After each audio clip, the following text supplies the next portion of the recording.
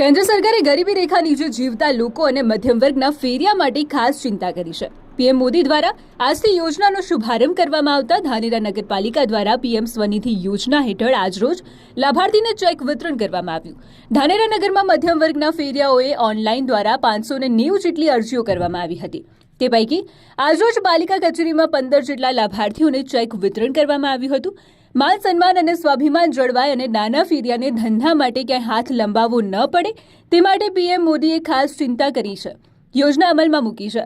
પાલિકામાં હાજર લાભાર્થીઓ આ યોજના વિશે હિરલબેન દ્વારા વિશેષ સમજ પણ આપવામાં આવી હતી અને બીજી તરફ દાનાભાઈ દ્વારા પણ સાચા લાભાર્થી આ યોજનાનો લાભ લઈ સ્વનિર્ભર બને એ પ્રયાસ પણ કરવામાં આવ્યા હતા। લાભાર્થીના ચેક મળતા મુખ પર ખુશીનો માહોલ જોવા મળ્યો અને મનોમન પીએમ અને પાલિકાનો આભાર માનતા જોવા મળ્યા હતા। પાલિકા દ્વારા હંમેશા દરેક લાભાર્થી દરેક યોજનાનો લાભ લેવા સતત પ્રયત્નો પણ કરવામાં આવી રહ્યા છે। નમસ્કાર।